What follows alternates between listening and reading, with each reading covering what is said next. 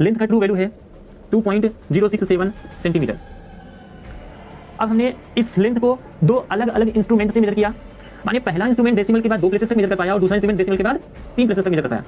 तो पहले का लिस्ट काउंट आया 0.01 सेंटीमीटर, वही दूसरे इंस्ट्रूमेंट का लिस्ट काउंट कितना है 0.001 सेंटीमीटर। अब किसका लिस्ट काउंट कम है, पहले का कि दूसरे का? तो हम देख पा रहे हैं दूसरे का लिस्ट काउंट पहले से कम है। ये इंस्ट्रूमेंट फर्स्ट का मेजरमेंट है, ये इंस्ट्रूमेंट सेकंड का मेजरमेंट है। अब इन दोनों में ट्रू वैल्यू के सबसे क्लोज कौन है? ये लेंथ का ट्रू वैल्यू है, इसको हम क्या बोलेंगे? True value. ये ट्रू वैल्यू, तो ट्रू वैल्यू के ज्यादा क्लोज पहला वैल्यू है, पहला मेजरमेंट है या दूसरा मेजरमेंट है? तो अगर हम ध्यान से देखें तो हम कह पाएंगे कि ज्यादा क्लोज तो हमारा दूसरा मेजरमेंट है। तो जो मेजरमेंट ट्रू वैल्यू के ज्यादा क्लोज होगा वो ज्यादा एक्यूरेट होगा, और जिस मेजरमेंट में डेसिमल के बाद ज्यादा प्लेसेस होंगे उसका रिजोल्यूशन भी हाई होगा, इट मींस वो उसका प्रिसिशन भी हाई होगा। तो हम पहले और दूसरे इंस्ट्रूमेंट के मेजरमेंट की बात करें तो जो दूसरा वाला मेजरमेंट है वो मोर एक्यूरेट भी होगा और मोर प्रिसाइज भी होगा।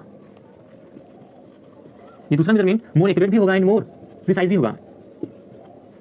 दूसरे मेजरमेंट की एक्यूरेसी और दूसरे मेजरमेंट का प्रिसिशन पहले के कंपैरिजन में ज्यादा है। ये क्वांटिटी जो हमने मेजर किया दूसरे इंस्ट्रूमेंट से वह ट्रू वैल्यू के ज्यादा क्लोज भी है और डेसिमल के बाद ज्यादा प्लेसेस तक इसके कंपैरिजन में मेजर भी किया है। तो ज्यादा क्लोज होने की वजह से एक्यूरेट ज्यादा है और लिस्ट काउंट कम होने की वजह से इसका प्रिसिशन भी ज्यादा है।